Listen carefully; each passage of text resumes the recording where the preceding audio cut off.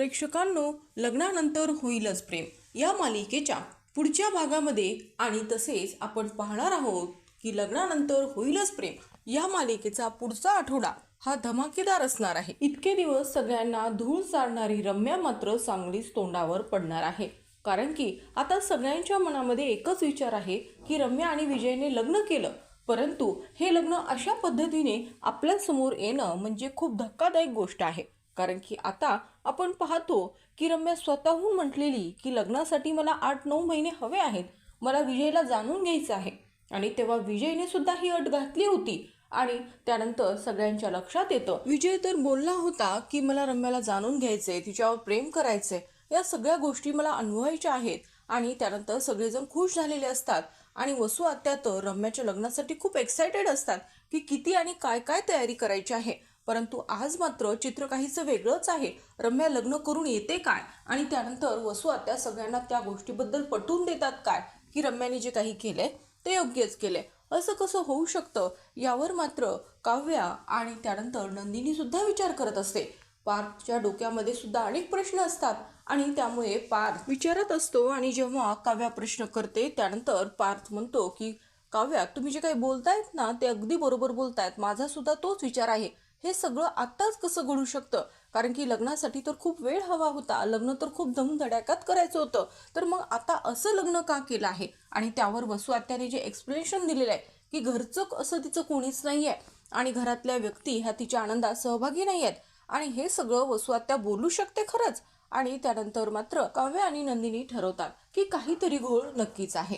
त्यानंतर आपण पाहतो की पार्थ समोर जे डॉक्युमेंट्स हे रम्याने दाखवलेले असतात आणि ती सांगते की तुम्ही जिथे डिवोर्स फाईल केलं होतं तिथेच आम्ही लग्न केलेलं आहे। आणि त्यानंतर आपण पाहतो की आता काव्याला असं वाटतं की आपण तिथे चौकशी करावी, परंतु पार्थ म्हणतो त्याचा काहीच उपयोग होणार नाही आहे। त्यांनी ही आपल्याला गोष्ट आवर्जून सांगितली आहे, म्हणजे नक्कीच त्यांनी तिथे सुद्धा काहीतरी मॅनेजमेंट केलीच असेल आणि तेव्हाच ती तितक्या विश्वासाने बोलली, कारण की तिला माहिती आहे की जर आपण हे असं सगळं शोधत बसलो तर नक्कीच आपल्या हाती काहीच लागता कामा नये आणि म्हणून तिने हे सांगितले। त्यामुळे तिथे वेळ घालण्यात काहीच अर्थ नाही आहे, ह्यांचं सत्य कसं बाहेर आणायचं ना ते मात्र आपणच शोधायला पाहिजे।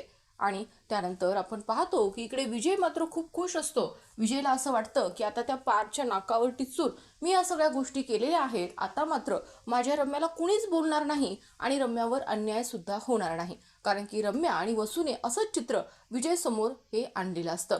परंतु विजयला सुद्धा माहीत नाहीये की पार्थ सोबत लग्न करण्यासाठी रम्या त्याचा वापर करून घेतीये, ही गोष्ट विजयला माहीत नसते। विजय मनापासून तिच्यावर प्रेम करत असतो आणि त्यानंतर आपण पाहतो की रम्याच्या गळ्यामध्ये मंगळसूत्र सुद्धा नसतं। घरात येताना तिने विजयचा हातही धरलेला नाहीये आणि उखाणा घेताना सुद्धा तिने काही उखाणा सुद्धा घेतलेला नाहीये।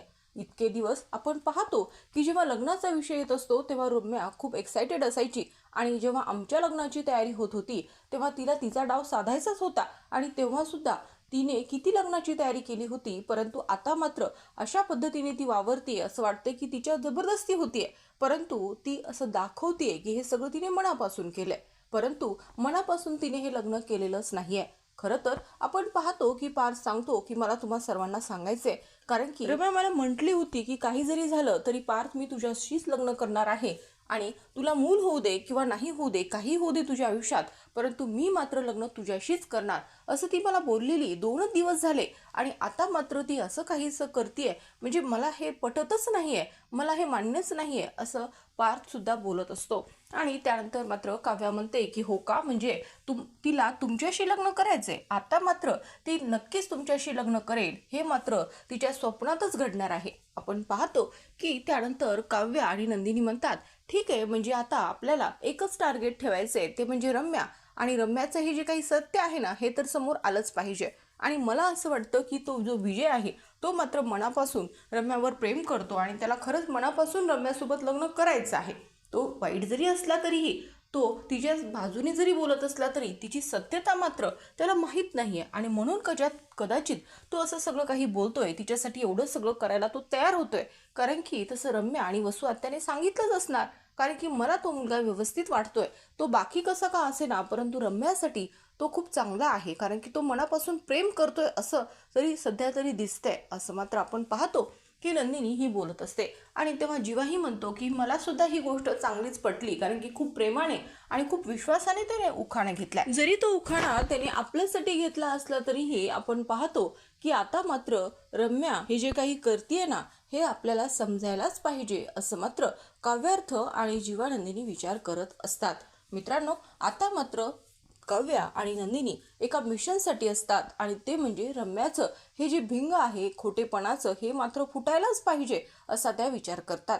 त्यानंतर मात्र आता दोघे जण लग्न करून आले तर त्यांची आज पहिली रात्र असणार आहे आणि खरंच ही रम्या विजयसोबत तिचा हा दिवस सेलिब्रेट करू शकते का, आणि यावर मात्र नंदिनीला सुद्धा थोडंसं आश्चर्य वाटतं. आणि त्यामुळे तुझी मात्र सुहागरात ही व्यवस्थितच व्हायला पाहिजे रम्या, कारण की खूप दिवसांनी तुझ्या आयुष्यात हा आनंद आलेला आहे आणि त्यामुळे सगळं काही तुझ्या नवीन आयुष्याची सुरुवात ही व्यवस्थित व्हायला पाहिजे. आणि त्यानंतर आपण पाहतो की आता नंदिनी सुद्धा प्रेग्नेंट आहे, त्यामुळे घरात एक वेगळाच आनंद असतो.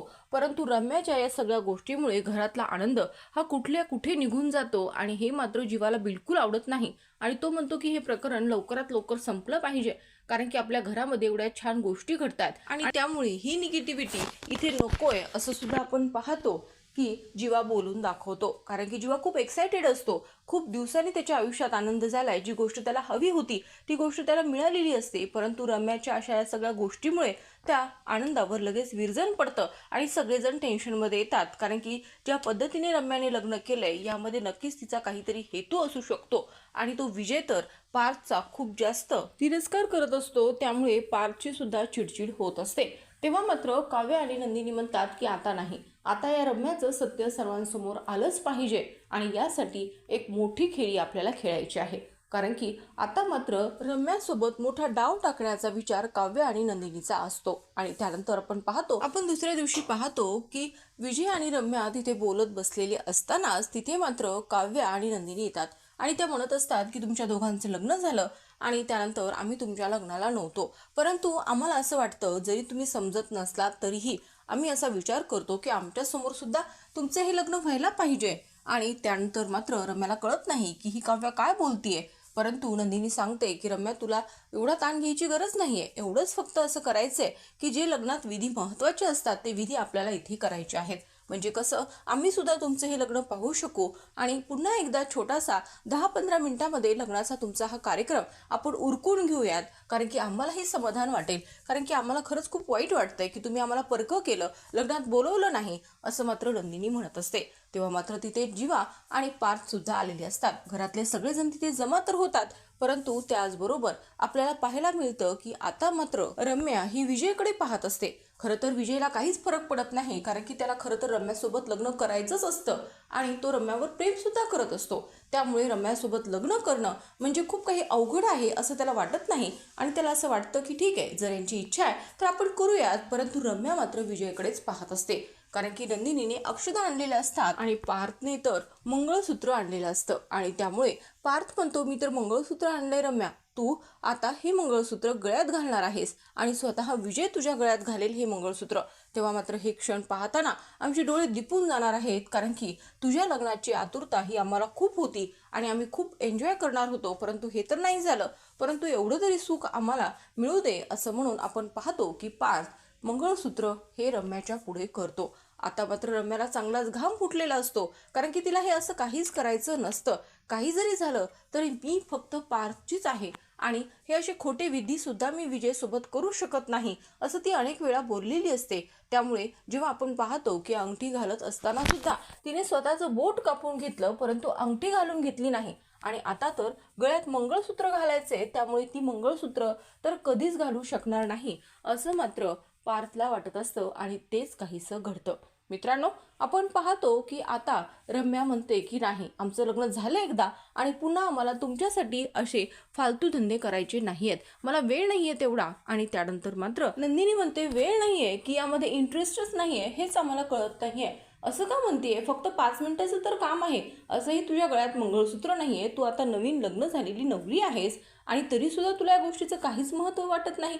अगं असं कसं होऊ शकतं? आणि त्यानंतर मात्र विजय रम्याची बाजू घेऊन बोलतच असतो, परंतु काव्या म्हणते कसं आहे ना, तुम्ही खूपच जास्त रम्यावर विश्वास ठेवता, परंतु आता जे काही सत्य तुमच्यासमोर येईल त्यानंतर मात्र तुम्हालाही धक्काच बसणार आहे, कारण की तुम्ही फक्त बकरा बनलेला आहात. आणि त्यानंतर विजयला कळत नाही आणि ते काव्यावर भडकतात की मी बकरा कुणाचाच होऊ शकत नाही. आणि त्यानंतर मात्र काव्या म्हणते होऊ शकत नाही तर तुम्ही झालेला आहात, कारण की रम्याने फक्त तुमचा वापरच करून घेतलेला आहे. तुम्ही पाहत असाल, तुम्हाला जर आठवत असेल तर एंगेजमेंटच्या वेळेस सुद्धा रम्याने तिचं बोट कापून घेतलं, परंतु तिने अंगठी मात्र घालून घेतलेली नव्हती. आणि त्यानंतर सुद्धा तिच्या हातात काही अंगठी दिसत नाही जिथे तिने घालायला पाहिजे. आणि त्यानंतर विजय पाहतो तर खरंच रम्याच्या बोटामध्ये तिथे अंगठी नसते, जिथे मात्र एंगेजमेंट झाल्यानंतरची अंगठी घालायची असते.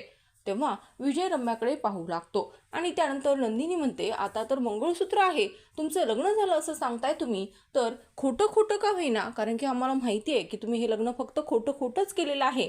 आणि त्यानंतर आपण पाहतो की नंदिनी म्हणत असते की मंगळसूत्र घालायला, तेही तुमच्याकडनं घालायला रम्या मात्र तयार नाही आहे. म्हणजे याचा काय अर्थ असू शकतो? आणि जर हे मंगळसूत्र पार्थने रम्याच्या गळ्यात घातलं तर रम्या मात्र घालायला तयार होईल. तेव्हा मात्र रम्या लगेच हो बोलून जाते, ती भानावर येते. त्यानंतर तिच्या लक्षात येतं की आता मात्र ही तिचं भिंग फुटलेलं आहे, तिचा खरेपणा हा मात्र फसवा होता हे आता विजय समोर सुद्धा आलेलं आहे.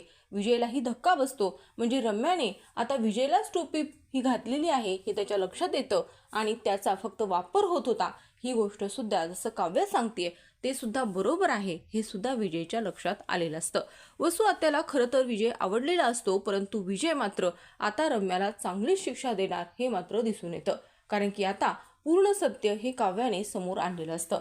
जेव्हा रम्या ही तिच्या आईशी बोलत असते की मला हे असं लग्न काही करायचं नव्हतं, विजयसोबत मी लग्न कधीच करू शकत नाही, आणि दुसरी महत्त्वाची गोष्ट म्हणजे मला फक्त पार्थच हवा आहे, आणि काही जरी झालं खोटं खोटं का असेना मी पार्थसोबतच लग्न करणार, मी त्याच्याशिवाय जगूच शकत नाही, असं मात्र रम्या बोललेली असते. आणि ही सगळी रेकॉर्डिंग मात्र काव्याकडे असते आणि काव्या म्हणते की तुम्हाला आणखी असं वाटत असेल की आमचा हा जो परिवार आहे तो मात्र रम्याच्या विरोधात हे सगळं काही करतोय, तिचं सत्य तुम्हाला आम्ही सांगतोय, यामध्ये आमचा काही स्वार्थ नाही आहे, कारण की या मुलीमुळे आमच्या घराला, माझ्या परिवाराला आणि माझ्या ताईला सुद्धा खूप जास्त त्रास झालेला आहे. त्यामुळे मी तुम्हाला सांगतेय, मनापासून सांगतेय की तुम्ही हिच्यापासून दूर राहा, कारण की तुमच्या आयुष्यामध्ये हिचं काहीच महत्त्व नाही आहे. आणि त्यानंतर आपण पाहतो की काव्या ही जी रेकॉर्डिंग आहे फोनमध्ये तिने जे काही रेकॉर्ड केलेलं असतं ती ते विजयला ऐकवते. विजयला ते सगळं ऐकून धक्का बसतो, कारण की कशा पद्धतीने रम्या ही त्याला जरील करत असते, पार्थ किती चांगला आहे आणि विजय किती वाईट आहे, आणि मला तो बिलकुल आवडत नाही, तो माझ्या टाईपचा नाहीच आहे, मला असं आवडत नाही, तो मला कधी प्रायव्हसी देत नाही, खूप जास्त पॉझिटिव्ह आहे, परंतु असा पार्थ नाही आहे, पार्थने मला कधीच विचारलं नाही की तू कुठे जातीयेस, काय करतेस. आणि हा मात्र विजय एक दिवस नाही झाला की माझी चौकशी सुरू करतो, मला व्हिडिओ कॉल काय करतो हे मला नाही आवडत, आणि तो माझ्या टाईपचा नाहीच आहे, असं मात्र तिथे रम्या बोललेली असते. मित्रांनो, काव्य आणि नंदिनीने रम्याचं हे जे सत्य विजय समोर आणलेलं आहे त्यानंतर मात्र विजय तिथे क्षणभर सुद्धा थांबत नाही. तो मात्र रम्याला सांगतो की ठीक आहे, हे सगळं माझ्यासोबत घडलंय, परंतु आता मात्र याचं उत्तर मी तुला चांगलंच देईल, असं म्हणून तो तिथून निघून जातो. आता रम्या हे सगळं सहन करू शकेल का? कारण की आपण पाहतोय रम्या ही तिचं जीवन संपवण्याचा विचार करणार आहे, कारण की तिला आता कळालंय की काही जरी झालं तरी पार्थ तिचा होऊ शकत नाही. तर मित्रांनो, रम्या पुढचा डाव खेळेल का ती तिथूनच एक्झिट घेईल हे पाहणे इंटरेस्टिंग होणार आहे. तर आता मित्रांनो, लग्नानंतर होईलच प्रेम या मालिकेच्या लेटेस्ट अपडेट्ससाठी तसेच लेटेस्ट प्रोमोसाठी चॅनलला सबस्क्राईब करा. व्हिडिओ आवडला असेल तर व्हिडिओला लाईक आणि शेअर करायला मात्र विसरू नका.